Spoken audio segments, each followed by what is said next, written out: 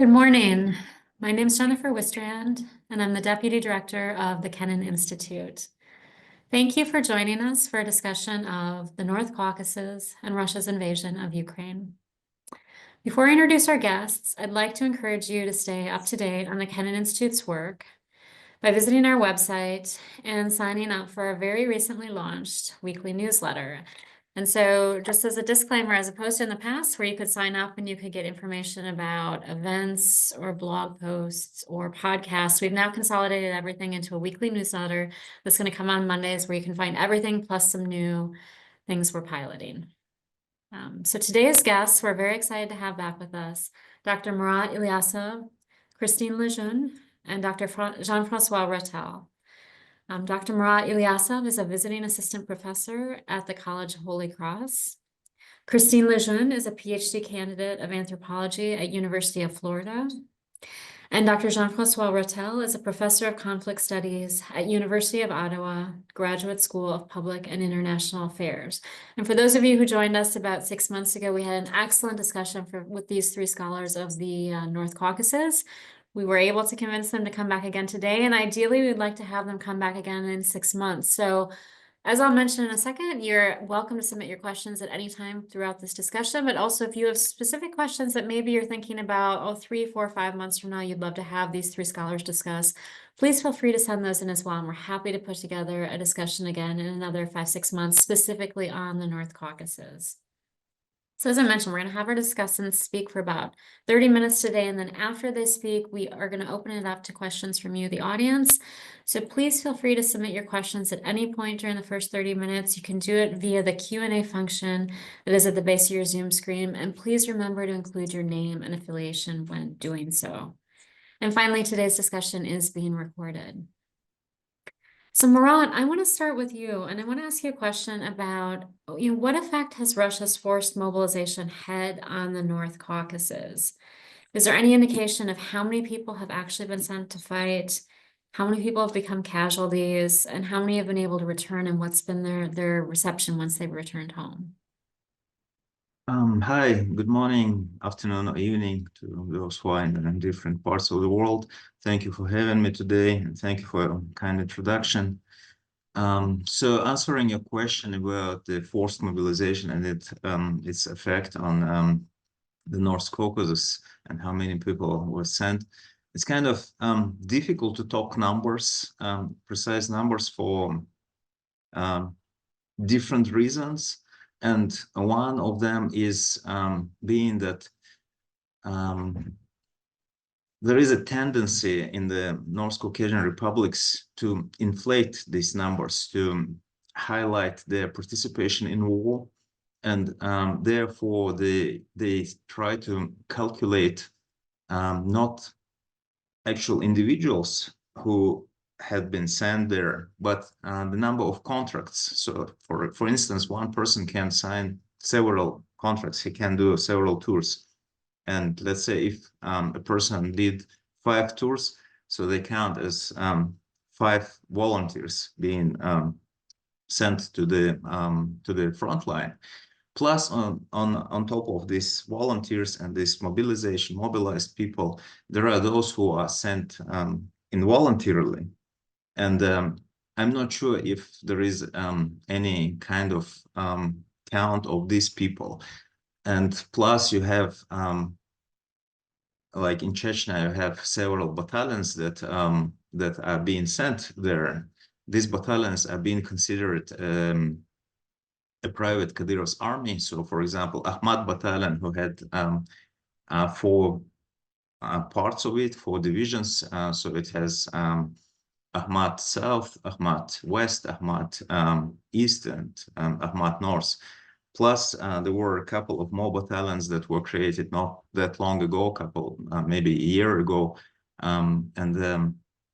that named after, this is an irony of it, that they are named after the Chechen heroes who were fighting against Russia, actually, who were fighting to protect Chechnya from the invasion. And another irony is that Sheikh Mansour battalion already existed in Ukraine, made out of the Chechens who are fighting for Ukrainian side. And plus, the recent development, quite recent few months, is another regiment that is named after Dostum. So General Dostum, as some of you probably know, were a general in during Afghanistan war, during Soviet Union, and then later on. And it was nom de guerre of Ramzan Kadyrov. And now his son, young son of Adam, appropriated this name. So it's kind of battalion named in Adam's honor. So having this in mind, it's kind of difficult to say, but there are numbers that are named by the officials. And for example, for in Chechnya, these numbers are like exceeds 50,000 people. But once again, 50,000 people doesn't mean that there were 50,000 individuals. Maybe it were only 10,000 people who made like 5 tours or whatever. As for the casualties, it's I would refer to map that was made by BBC around half a year ago. Even if imprecise or whatever, it kind of gives a general idea and general trend. So it demonstrates, if you click on the region, it demonstrates how many people died there from that region. And in this map, it is clear that not that many people from the North Caucasus actually died in this conflict. So this probably can mean different things, like maybe there were not that many people who participated. Maybe the actual numbers are hidden, or maybe those who participate in this war are staying in safe places, in the not actual front line. So I hope I answered, and if anyone wants to add, please. No, that's fantastic, Marat. I actually just had a quick follow-up question on the voluntary versus involuntary mobilization. Has there been any pushback on the part of individuals or families or community members with respect to the involuntary mobilization, or do people feel that they cannot respond? At the beginning, so I'm not talking for all North Caucasian republics. There was not anything that I heard about the pushback in these places, in let's say Dagestan or Ingushetia, but in Chechnya it happened very briefly. So several women went out protesting, and Kadyrov actually stepped back at that point. But then he switched into forcing those people who have some kind of past, or maybe they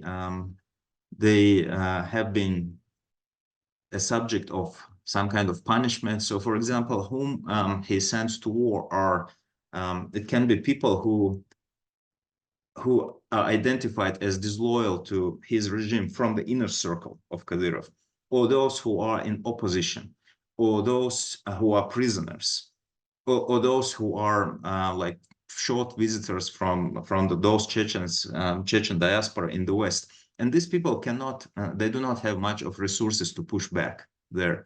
And that's why there is not that much. So regime feels kind of unaccountable for that. No, thank you. Thank you. Then actually I realized leads into my next question, which is for Jean-Francois, is, has this mobilization led to unrest in the North Caucasus, or what examples, or kind of, again, more broadly, what has been the ramifications?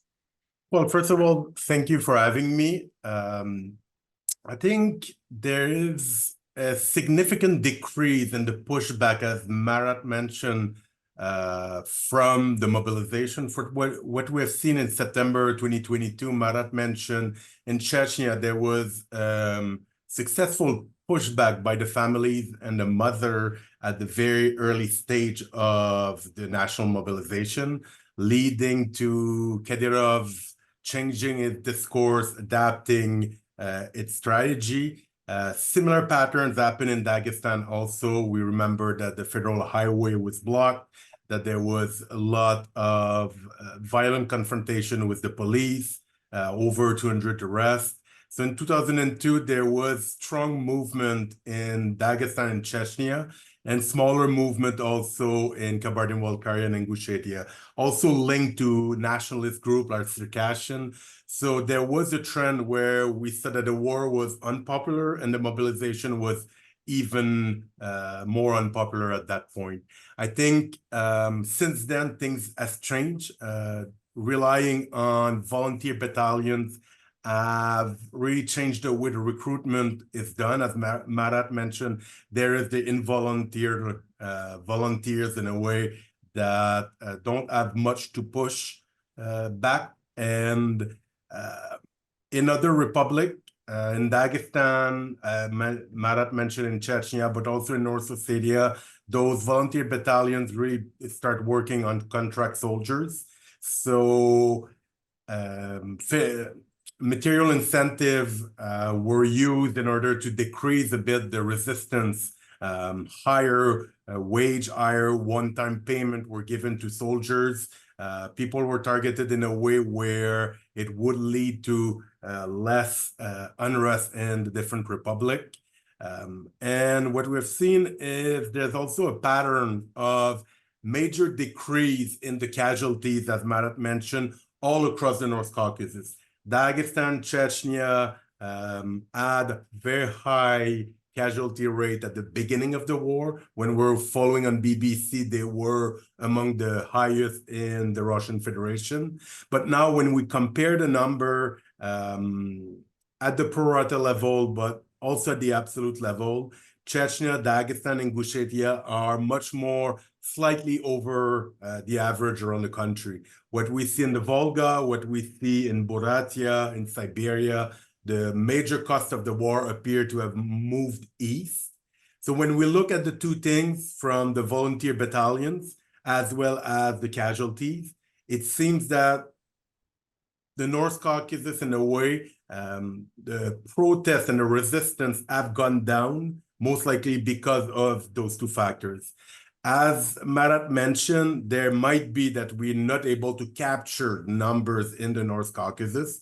The numbers in Chechnya are very low, so 300 casualties identified by the BBC. It is much lower than what we can expect. But at the same time, when we're looking at Dagestan, it is over almost close to 1,300. Ossetia at abnormally high level for the size of the republic, with around 700 casualties for less than 1 million people. So we see that there's something going on in the North Caucasus that we cannot say that there's no impact of the war, but at the same time, the two mechanisms of pouring money into the recruitment, making sure that fighters are newly recruited fighters are sent to sometimes less dangerous region, like in the case of the Kadyrov fighters. Marat mentioned the Akhmat battalion. Most of those fighters in those battalions are non-Chechens. So if you ask people from the diaspora, they say 70-75%. When you ask other people, they talk about 90%, maybe none being Chechens. So there was ways of dealing with the negative externalities of the war with money, with a strategy from the head of the republic, and in a way, in the type of wars also that was fought at the front line. It seems that certain of the Chechen units, as well as North Caucasus unit, were not used in the most bloody part of the front in the recent weeks. Even in the Kursk regions, the battalion under Chechen leadership, it doesn't seem to be much involved in the fighting. So for all those reasons, protests and opposition to mobilization and recruitment appears to have gone down from the intensity of September 2022. It doesn't mean that there's no impact, but it means that contrarily to how we picture the discussion, the major issue of the war might be coming from the Far East, Siberia and the Volga, over the North Caucasus. I think I'll discuss more about the political ramification of the war for the North Caucasus Republic in my next discussion. But I think the point is that we are in a strange situation. We are always approach the North Caucasus as being the question mark about rebellion, about negative effect of the war. But 2024 have put a little bit of, I would say, water in the wine in a way to understand where we are. The level of stability in the North Caucasus has been increasing rather than decreasing since 2022. Yeah, this is absolutely fascinating. I have a follow-up question, but first I think Marat, you wanted to add in something. Yeah, please. Yeah, I have a couple of notes I think that would be interesting to think about. So one of the things that also can be considered as a pushback, there is an increase of people who leaving the region, so who going away. So these people are actively fleeing the war pretty much. So it is like a common trend in Russia, but it is also obvious in the North Caucasus. So people do not want to fight. And in regards to this map that we both analyzed, Jean-Francois and me. So in regards of this map, if you look at it, and Jean-Francois mentioned that it is abnormally high number of casualties in the North Ossetia. And why it is abnormal high? Because the Republic and the population is the most loyal to Russia. So they are kind of volunteering the most and factually volunteering, not that much of forceful mobilization, not that much of people who do not want to fight, but people are actually going because they believe, because they're loyal to the regime, to Russia, they're patriotic, whatever. So out of North Caucasus, North Ossetia is always outstanding in these terms. No, the points you guys are making are absolutely fascinating. And the way, Jean-Francois, you characterize it, ways of dealing with the negative externalities. My question for you for that, but I think I will allow you to do it in your next round of answers, is do you think it's they want to deal with the negative externalities because they want to curry internal political favor, right? And make sure that there's no kind of separation between the North Caucasus and Moscow, or is it to deal with kind of engendering support for the war? I'm going to allow you to take that separately, but one follow-up question I did have related to kind of when you said moving east, is any of the narrative moving east as well, or do you think what's happening in terms of now recruitment taking place in the east is completely separate from the way recruitment took place in the North Caucasus? Is it a different phenomenon, or, and you might not know, I know you don't study the Far East, so. We've seen limited resistance in 2022, nothing like we've seen in the North Caucasus. We've seen also people protesting the war and its recruitment along the decolonization and along the imperialism agenda of discussion. But Moscow has been extremely successful with the foreign agent law and the new change into the criminal law to retarget activists in the Far East. It was similar in the North Caucasus, but at the same time, I think the potential of social unrest it might be stronger in the North Caucasus, but the condition on which we've seen in 2022 are different. So what we've seen is a lot less resistance from the different ethnic republic compared to what we have seen. And also, I think in the North Caucasus, the heads of the republic, whether it's Kadyrov, Milikov, and others, have learned to manage the war differently since 2022. And that means, I think it's less the Kremlin and a centralized approach or a centralized strategy, but rather a reaction of heads of republics knowing how to manage the local population as well as the federal expectation of a long-lasting war. Yeah, this is fascinating. No, thank you both. Thank you, Jean-Francois and Marat, for the additional points. I want to turn to Christine and maybe, so can you paint a little bit the picture of how has this invasion of Ukraine altered the economic picture in the North Caucasus? What ramifications are we seeing? Yes. Thank you, and thank you very much. It's a pleasure to be back with all of you, and thank you to our participants today for returning to our talk. Yeah, so it's interesting that in the North Caucasus, it can be very difficult because sectors of the economy are largely informal. So it can be a bit difficult to actually measure the exact impacts of the economy of the Ukraine invasion in the North Caucasus.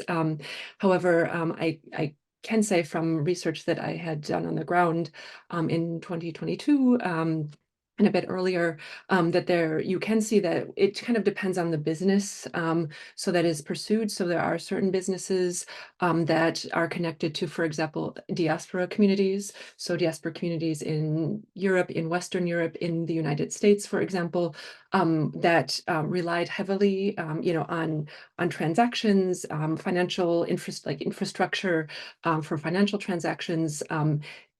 And that sort of was an issue, of course, with like VPNs and the blocking of business relations that occurred very on in the invasion. And so in some of my interviews, I was told that, some of these businesses had to potentially, or at least in the beginning for a few months, relocate to places like Turkey to be able to continue functioning until they were able to somehow find workarounds and set up, an infrastructure that would, technological infrastructure that would allow them to maintain their businesses from the North Caucasus. So some of those businesses were heavily impacted, especially in the early days. And, since then, of course, they have to keep up with any changes in blocks and VPNs shifting and so forth. So that can impact economic, certain businesses. Of course, in my area as well, where I focus mainly on tourism development, we are seeing a very heavy investment by the Russian state that already started back in 2010, but a very heavy investment by the Russian state, especially in the past 3 years, a larger push in investment in ski resorts, Arkhis, Elbrus, places like that throughout the North Caucasus, because now they have a captive audience of tourists, wealthy tourists from Moscow who before would travel to Europe or elsewhere, and now are traveling to the North Caucasus, kind of as an alternative to leaving the country. But of course, this is also impacting small business owners as well. So as you're seeing kind of a surge in business interests. So along with state, a push of financial flows into the North Caucasus, you're also seeing businesses, businessmen, business people from Moscow, investing alongside that as well in hospitality or in infrastructure that is related to tourism in the North Caucasus, and so that's bringing sort of big business interests, which to local business owners has been a bit unsettling because, of course, they are long established. Many of them are, ethnic minorities, and I'm speaking here specifically in my region of Karachay-Cherkessia and around Kabardino-Balkaria, and around Elbrus and Arkhis in these areas. So you are seeing kind of small business owners being a bit concerned about having large interests, kind of alongside their traditional businesses, family-owned businesses, where families are very happy to maintain their businesses as they are. It sustains their families. They don't have any sort of expansionist plans, and it kind of is a bit of a worrisome development for local businesses. So that's where I've seen kind of the biggest change, and that was already visible in 2022.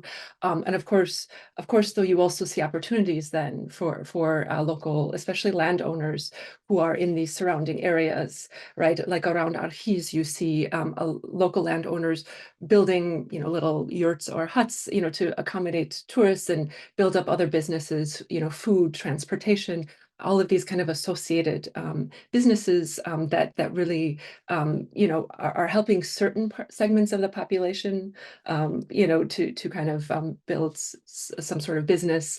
And actually, that still continues to this day. In the summer, this past summer in July, 2024, you did have a meeting in Grozny. It was kind of on the sidelines of the Caucasus Investment Forum in Grozny, where it was actually stated that tourism is the most promising sector in the North Caucasus because also of all of these related industries that it pursues or it encourages. So you do still see that, at least that rhetoric as well, by the Russian state and by certain financial interests. We'll see how that develops. Of course, more informal businesses, it's a bit more difficult to have the finger on the pulse of what is happening there.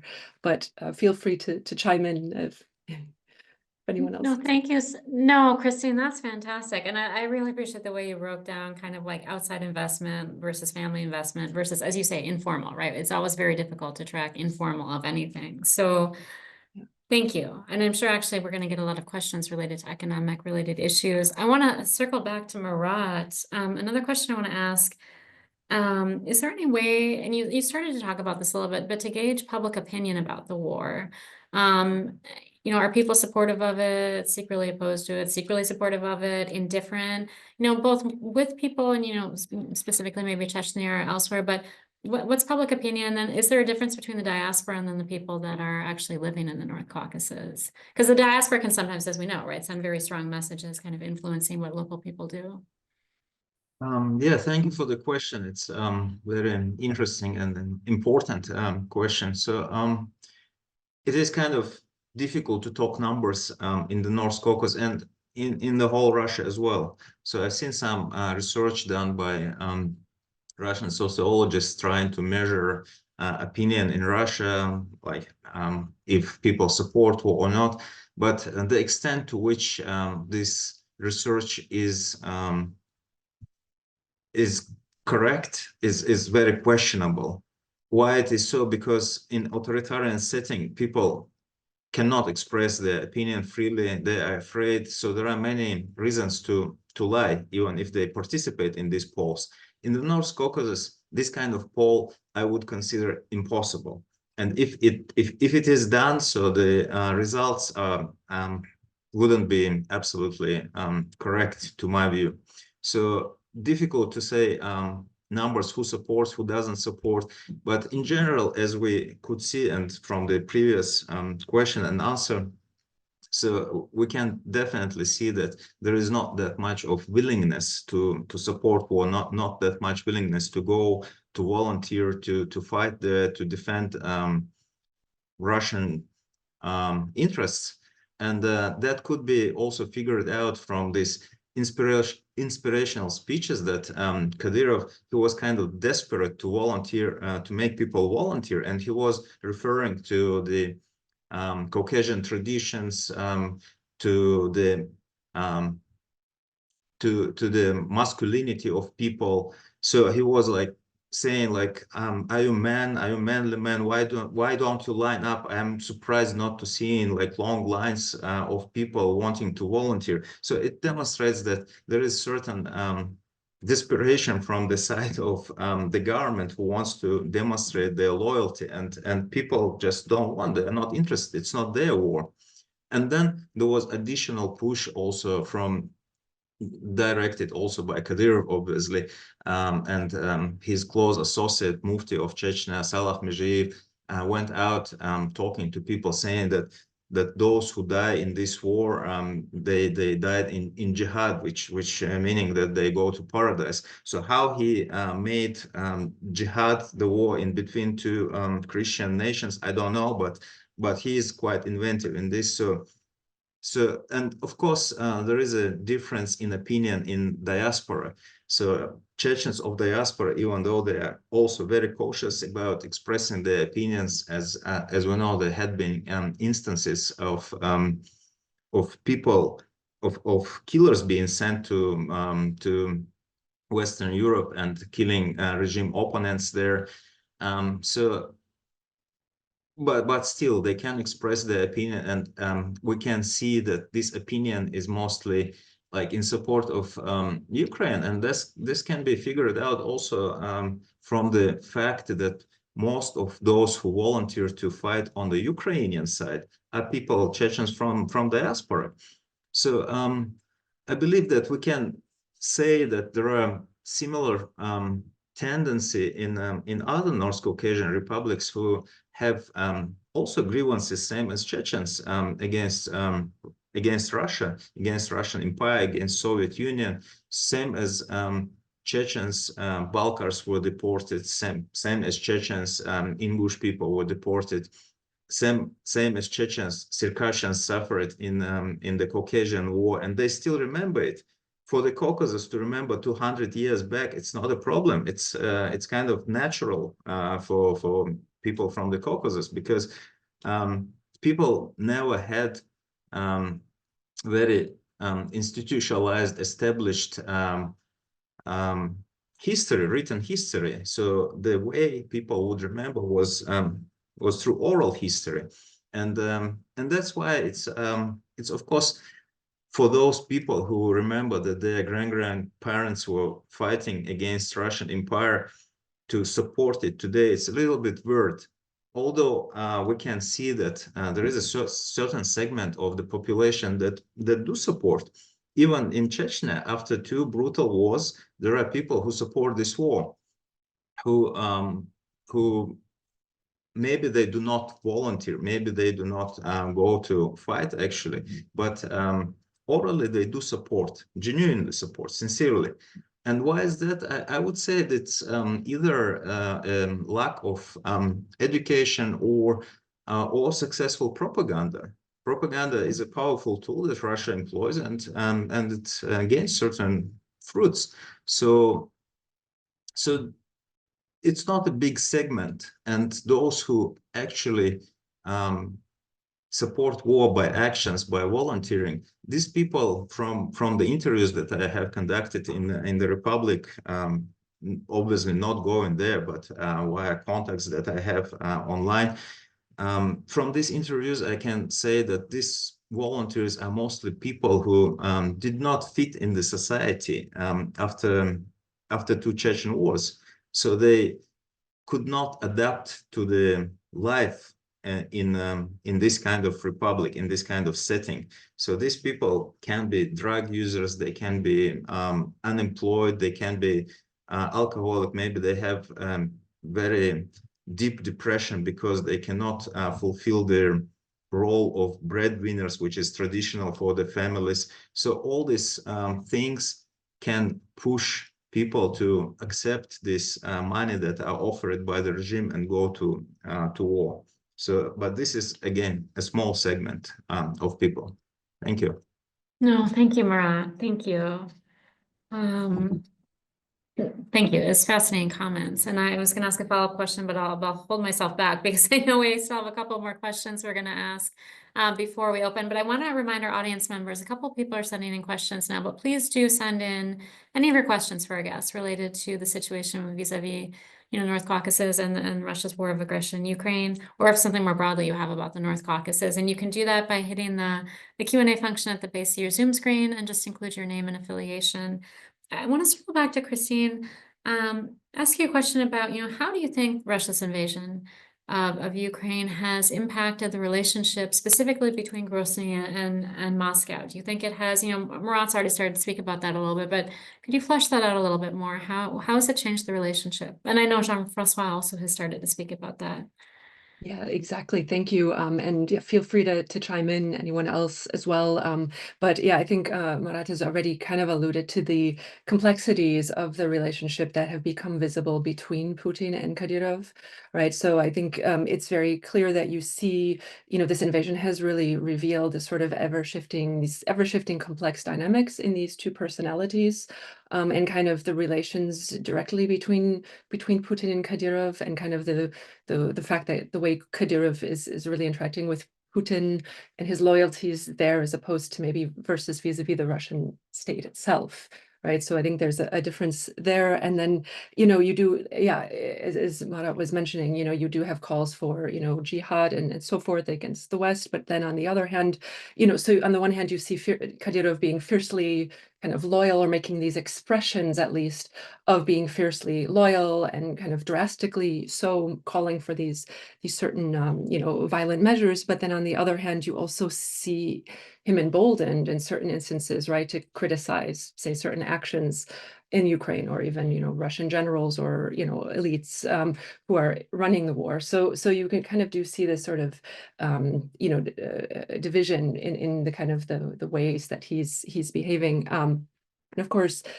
you know, it's also interesting because you are seeing, you know, less attention by the Russian state on Chechnya. So, you know, there's a bit of a looser grip on the region, and you know, which potentially emboldens Kadyrov as well. So I'd say that, you know, that it's really revealed these sort of complex dynamics that also show really, and as Marat made a really great statement of saying, you know, yeah, thinking back 200 years is nothing, or even further back, you know, a few hundred years. And so people's memory, you know, is a lot longer. And so, you know, really understanding that, you know, perhaps at least these displays of loyalty, or what one would think as loyalty, is a fairly recent phenomenon, and things are much more complex and less stable than they seem to be, or that the propaganda has shown them to be. So I believe that's really the biggest takeaway. And I know there have been many predictions about what will happen, and, you know, between Russia and Chechnya and relations, and will, you know, Chechnya, you know, break away at some point. But I do think it can be very difficult to actually predict this, because precisely of these various dynamics, as well as the diaspora community as well, who, you know, has some, of course, an influence as well, and is organized too. But yes, perhaps Marat or Jean-Francois, you can chime in there as well.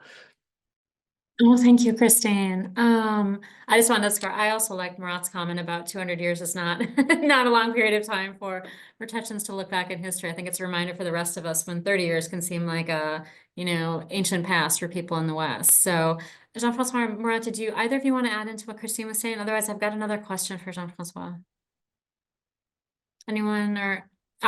No, I can go with the I question. was gonna, I'll- sure, because I wanted to, no, it was an excellent segue, actually, what Christine was talking about. And I wanted to ask you, Jean-Francois, like, do North Caucasians, you know, broadly, either we can look specifically at Chechnya, but more broadly in the whole region, that are fighting, you know, in Ukraine, how do they see the future of their homeland, specifically in the North Caucasus? So if they've gone off to fight, and if they've come back, or if they've gone off to fight and haven't come back, are they in favor, you know, after that, or are people starting to think about this thing we've brought up, you know, independence from Moscow, or they want to renegotiate the relationship? How are they seeing any change in the relationship?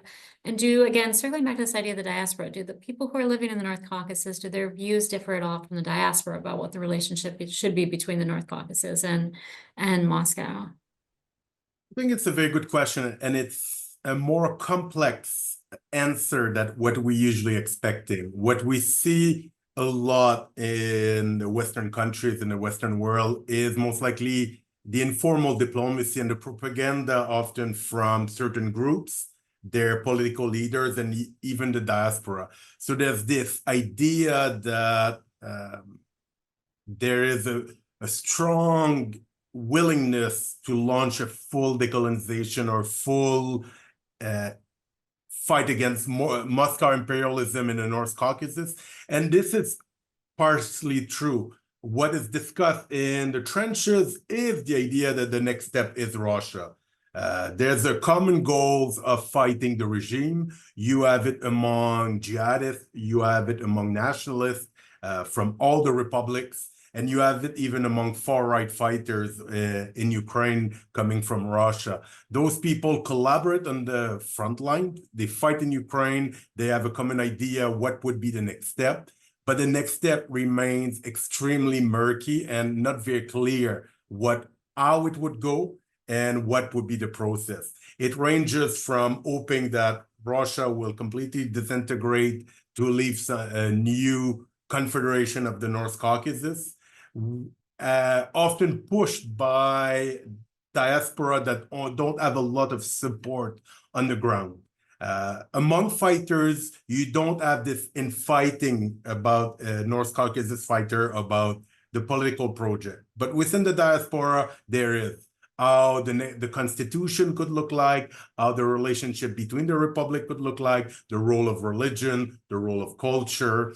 So what is clear is that a lot of people are unhappy with the relationship with the federal center. What is very unclear is there access, opportunities, and local support with regard to changing Russia in a way, whether we talk about decolonization, the end of an empire, or simply bringing fighter to fight an insurgency, even with Western support.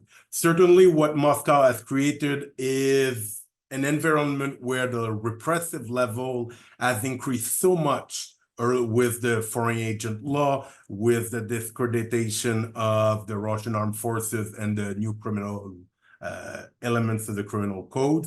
It created a very difficult playing field for activists and even people that think of challenging Moscow within Russia.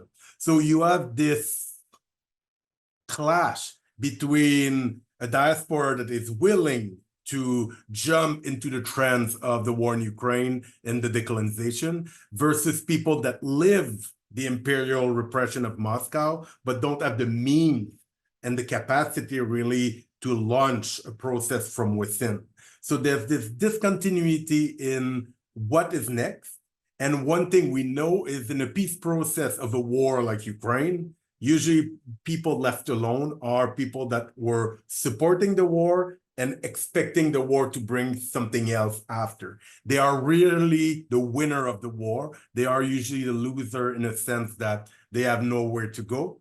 They don't get the Western support anymore, and they might not even have a lot of support within the decolonization movement because there will be a hard decision made and hard bargain with Moscow about what is left on the table and what has to be dropped in order to get a sustainable peace in Ukraine. So I'm not sure the North Caucasus fighters, the diaspora, and the local people are in a better position now than they were in 2022 to advocate for political changes or radical changes within the Russian Federation. Thank you, Jean-Francois. That's fascinating, actually, that you think that there could be kind of almost a setback since 2022 with respect to a negotiating position. Marat, you have your hand up. Did you want to add something in? I wanted to add a couple of points to really good insights from Jean-Francois. So, like 10 years ago, there was a widespread joke in Dagestan saying that we did not join Russia voluntarily, so we'll not voluntarily leave it. So it kind of it demonstrates that people are kind of, in a way, comfortable in Russia, even if it is uncomfortable state, right? So the thing is that those who are flagship of decolonization today, those people who are forming the groups and using war in Ukraine as their platform to push their agenda, they do not offer any kind of good alternative to those who are in the place. And those people do not see any other future because geography dictates in this case. So they cannot leave Russia or do anything else. Maybe if it would be like, I don't know, 200-300 years ago and Ottoman Empire would be expanding or whatever, so that would be a good alternative to them because of the same religion or any other considerations. But today, geography just dictated the way that local people do not see any exit. And this flagship, these groups, they do not have any good alternative for them. The experiment that Chechens had in the 90s of trying to create independent states, it's kind of, in the eyes of the population, failed. So they do not want anymore this kind of experience. And those who are trying to push forward agenda of decolonization, they do not probably have a good explanation for people. What do they mean by this? Neither there is a good explanation from the people in the local places either. So they don't know what they want pretty much. So this is a little bit some kind of questions that probably needs to be discussed more, that needs to be thought through, that needs to be, because there is a certain demand, but there is no clarity. Thank you. No, that's fantastic. Thank you, Marat. We've got a number of questions that have come in, some really excellent questions. Oh, sorry, I didn't see Christine, you've got your hand. Yes, please. No worries. Yeah, I can actually just chime in there as well. From what my experiences were, Marat made a really good point too about a lack of alternatives on the ground, realistically. And from discussions I had with younger people, particularly women. And I know in the Q&A there is a question from someone here specifically about women and the gender aspect in the North Caucasus.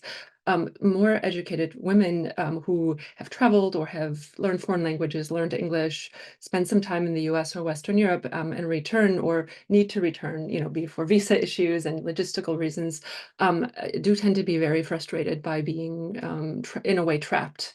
They feel very, very trapped. They feel very trapped by society, by pressures on them to conform to, a very patriarchal society. So there is a high level of frustration that is not really visible at first, because most of the narratives are very male dominated, and a lot of the research people who are willing to speak with you it's more male interviewees.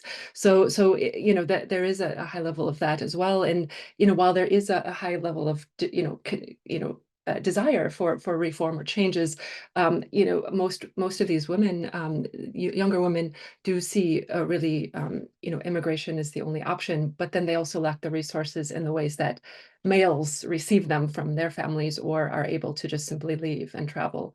So they are in essence quite frustrated and trapped. So yeah, I would agree completely with Marat's assessment.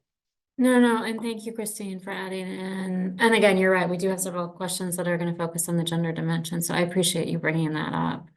Again, excellent discussion, and we've got excellent questions that are coming in. So I want to start to turn to those. The first question we got from William McChesney. As the speakers mentioned, people are leaving the region to avoid fighting in the war. Is there any indication that people are returning in recent months? There was initially a large exodus of people from the Russian Federation after conscription was announced in 2022, but many of those people have begun trickling back to Russia. Is there any indication that this is happening in the North Caucasus as well? So I think open to any of you who want to take that, who've looked at demographic movements. I can start. I think that differently than Russians, North Caucasians, if they go away for a long time. So they kind of have this decision that they will leave their place, their homeland for a long time.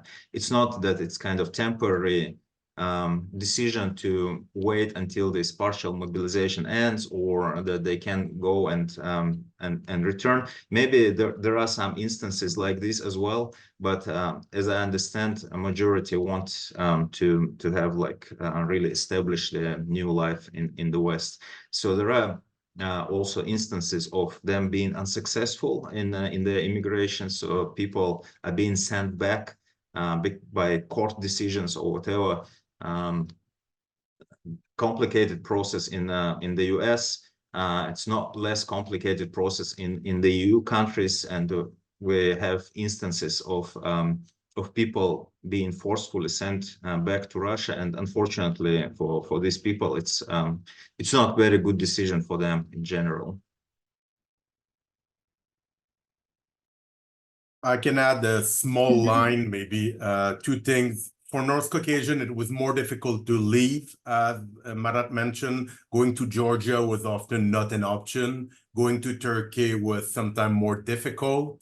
And the process to go to the US in a different type of asylum claims and the refugee claims was also difficult. So there's less coming back, as Marat mentioned.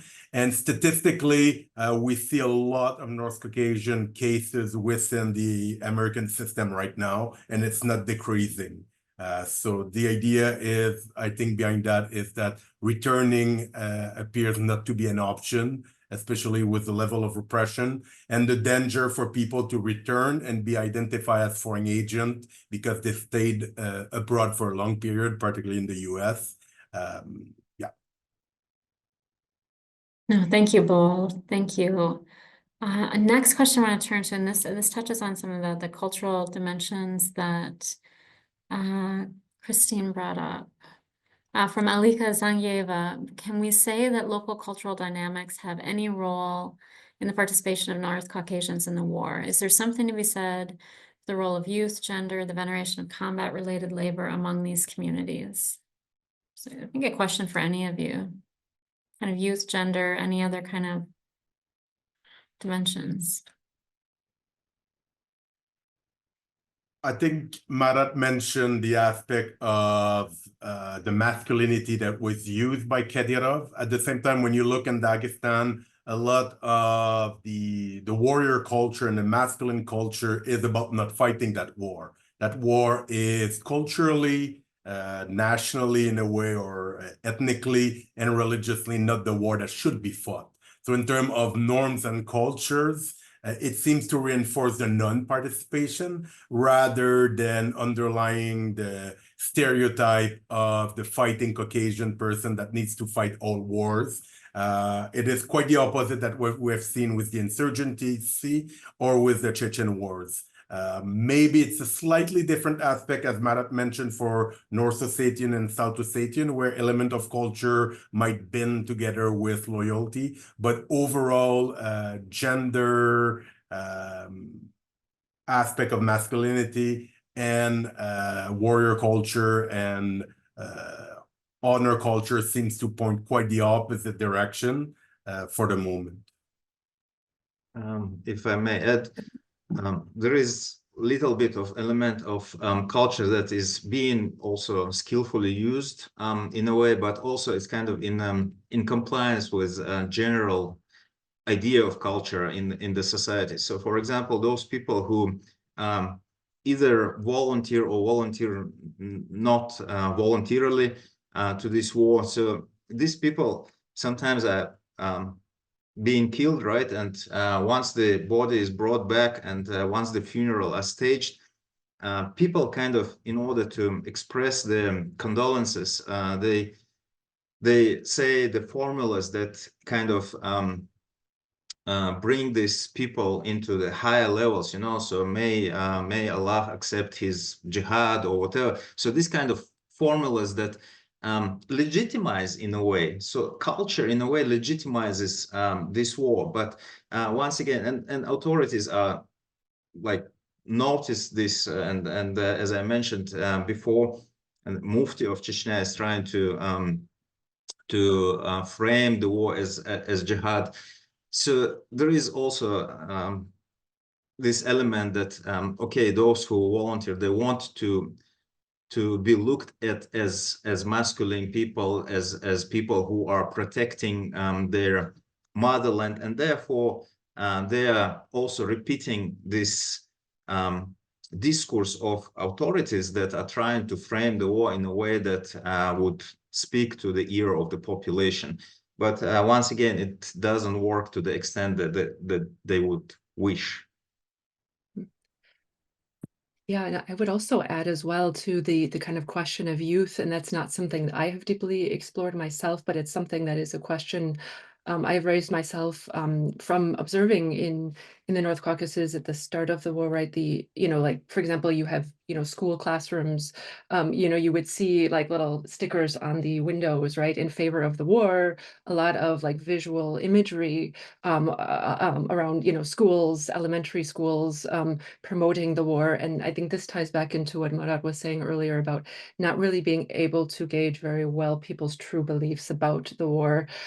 So there is you do see that as well with youth, right? A lot of displays in youth of heightened militarism, heightened, getting the youth more involved, militarily, and I also question how that long term will play into this sort of socialization will play into views of the war. as well, and how that also affects parents and families, and what the parents are then also telling their children, about what the children are coming home with from school. So again, I haven't deeply delved into this, but this is a question I've raised myself in seeing this sort of heightened imagery there among youth. Yeah, and I actually think it's an excellent point as well. I mean, we how quickly we forget. People assume that schools are not sites in wartime, but they very much are, right? And how quickly people go in and change the narrative in the history textbooks and the civics textbooks and all of that. So, excellent points, everyone. Our next question comes from Margarita Balmaceda, Woodrow Wilson Fellow, and also affiliated with Seton Hall. And she asks, Ramzan Kadyrov's power is based on repression, a particular misuse of cultural traditions, his supposed own power vis-a-vis Moscow is propaganda, and the provision of some level of material welfare. How are the costs of the war affecting these various elements? Are some of the spoils of war appropriated by Chechen groups, for example, in Mariupol, used to support the material welfare aspect of this question? I can start with a couple points. I think at the beginning of the war, up until maybe early 2003, the situation for Kadyrov was not optimal. The war probably put him in a more difficult position, but Kadyrov managed to adapt better than other, for example, Prigozhin would be a great example, and managed to use the war efficiently. Marat mentioned the Akhmat Battalion, the use of the TikTok warrior, and the ability to push people around him within the federal system, and as well as using Ukraine as a way to be in a better financial as well as political position. So overall, I think, again, if we compare to 2022 and even during the beginning of the war, the stability of the Kadyrov regime is more about his health than it is about his leverage of power that are weakened. As long as Kadyrov is healthy, he has managed to, I would not say optimize the context of the war. There's still element of weaknesses within his strategy, but overall, he's doing much better than other regional leaders that were replaced or challenged by a new generation of regional leaders. No, thank you. Marat, did you want to add in to what Jean-Francois? No, I think he covered it quite well. I do not have anything to add. Yeah. No, it was excellent response. Thank you. Next question. I think it's a great question. People may say it's outside the bounds of what they know, but this question comes from Matthew Kennedy, PhD candidate at University of Warwick, and he asks, have the reactions in the North Caucasus to the war had a spillover into the South Caucasus regions? And if so, how? So I know, again, you guys are experts in the North Caucasus, but do you see any spillover effects in the South Caucasus? If so, in what ways? Yeah, I would say that the war affected South Caucasus no less than North Caucasus. I'm not sure if there was spillover from the North Caucasus to South, like specifically. Rather probably in terms of some people try and immigrate maybe through Georgia, as there is the border of Georgia that covers the most of the North Caucasus. So, but mostly South Caucasus was a recipient of immigrants from Russia, and mostly it was Russians who were immigrating there from the Russia proper rather than from North Caucasus. So as such, spillover, I do not see, like certainly maybe Christine can add that maybe there are some businesses who moved there, but I'm not aware of very big effect of spillover there. Yeah. Actually, precisely, Marat, I was going to say it did affect some smaller tourism businesses because, of course, some of them were heavily reliant upon, especially smaller ones, upon international visitors, offering more sort of boutique experiences in the North Caucasus as their business models. So there were some that actually relocated then to Georgia, for example, which also has a sort of booming, tourist industry there, and it was very transferable, that sort of knowledge, and from region to region. Yeah, I would actually say from my observations as well, in time in Georgia as the war after the war started, there you do see, of course, a very visible pushback. Right, you have like even graffiti around Tbilisi. I'm sure all of us have seen that. Even Russians out, or pro-Ukraine, very, very, very visible assertions of we stand with Ukraine, and anti-Russian sentiments, and as well as sometimes conflicts with you see cafes or bars or business owners not being very happy about the large influx of Russians.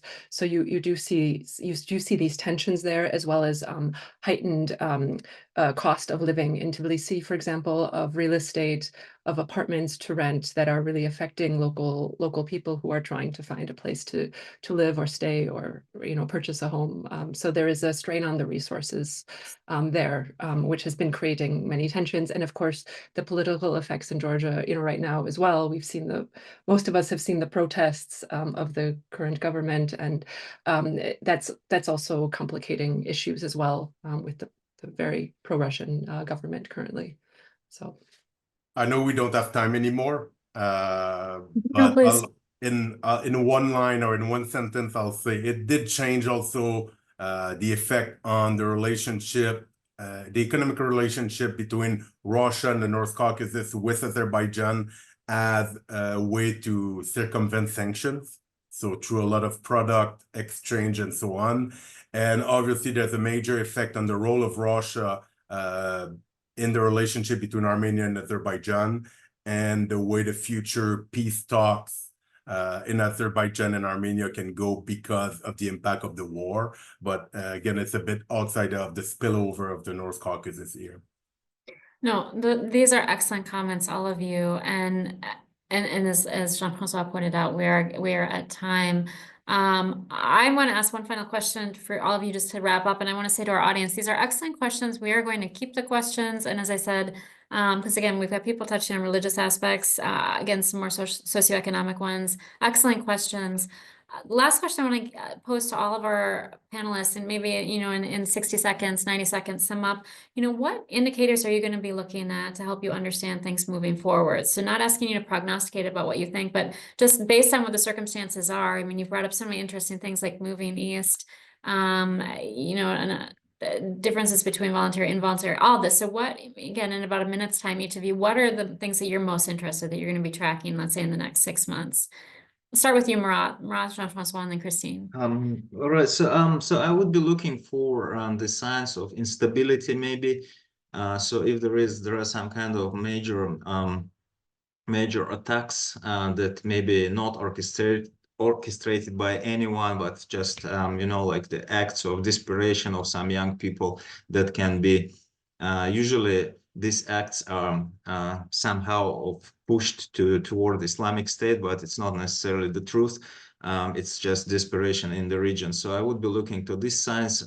Also, maybe I would be looking to if people are in their jokes, they are criticizing government. That was the case always, even in Soviet Union, when you see possibility to express your disloyalty through some jokes. So that would be probably my two big indications. No, thank you. Excellent. Jean-Francois.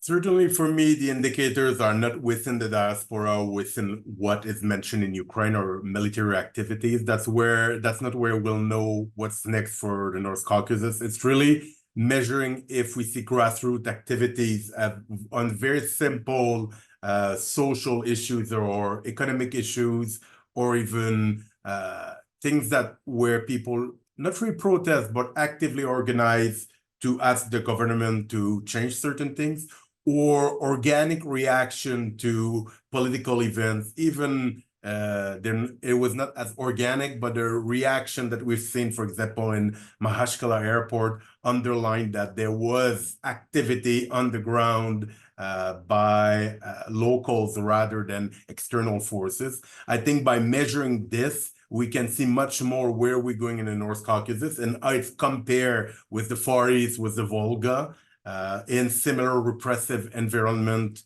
from a federal structure. I think that can help us to understand the level of, or how we can forecast what can happen in the North Caucasus in the near future. Excellent. Thank you. Christine, final comment. Yes, yes. So I will be actually looking at, as we've already kind of discussed, the demographics, right?